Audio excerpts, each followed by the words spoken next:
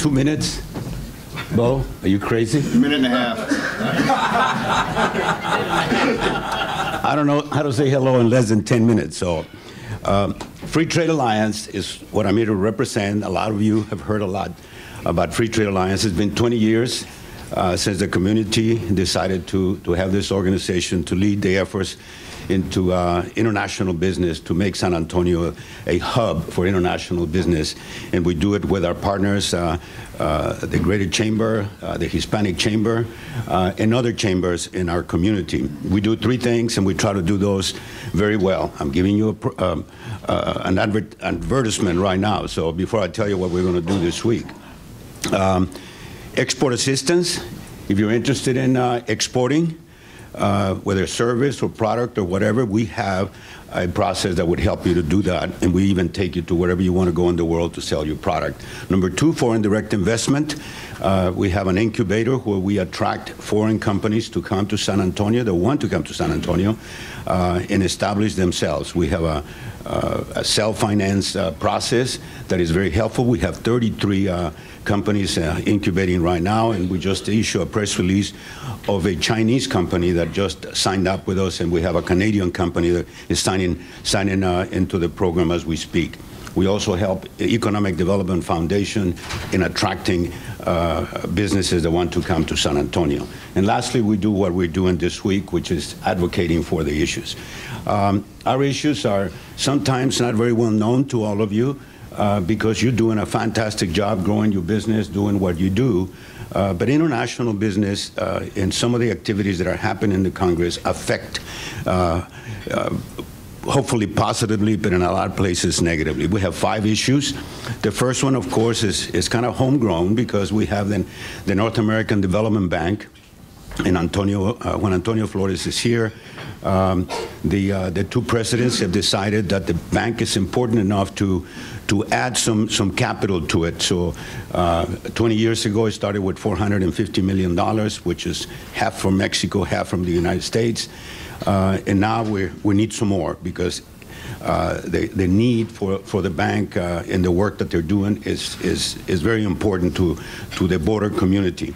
So we're asking for additional funds, and I'm happy to report that yesterday's budget, the president's budget, included $45 million, which is the first payment to increase. It's a 5-year. First of 5 annual. First of 5 annual. So we're going to, but we need the Congress to support this effort. So we'll be talking to plenty of folks that, especially staffers, that would be interested in that. Secondly, of course, is what is also very important to us is the EXIM Bank. And that's not only important to the large corporations that we have in San Antonio, but also to the very small ones. We work with a lot of them that need the export, the EXIM Bank to continue to operate. It's been reauthorized for an additional 9 months. It was supposed to expire, and hopefully a bill was introduced in the last couple of days. That's got plenty of sponsors. It's really not a very hard issue, but we do have some conservative members that are very concerned that the bank is corporate welfare. Well, be that what it is, we are trying to explain to them that if that is a concern, they need to make some changes to it and make it mostly suitable for their small businesses, because they really need their help. So the EXIM Bank is something that we'll be talking about it, and in one of the panels today, the next panel, we'll be talking about those things. Then there's another issue that you may not have heard, but it does affect your pocketbook, and it's called the Generalized Systems of Preferences. In 1976, Congress passed a law where 127 countries throughout the world were designated to have the preference of importing some of the products that were manufactured in those countries without tariffs. Well, that expired in 2013, and they're somehow wavering on it, and we're trying to get it back on, because we have a lot of companies that would get a better price on those products, and of course we would get a better price on the products when we buy them. So that's the generalized systems of preference. And then lastly is the Trade Promotion Authority, fast track.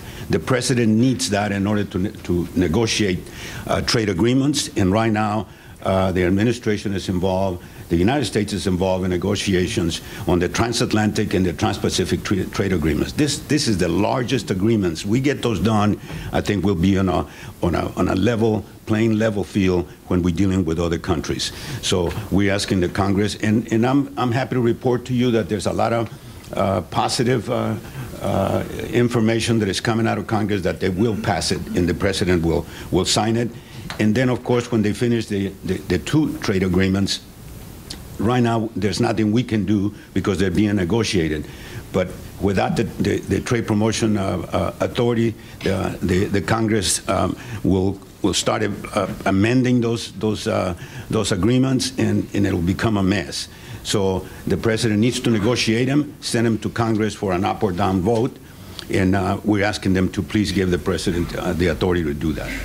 2.5 minutes? Close.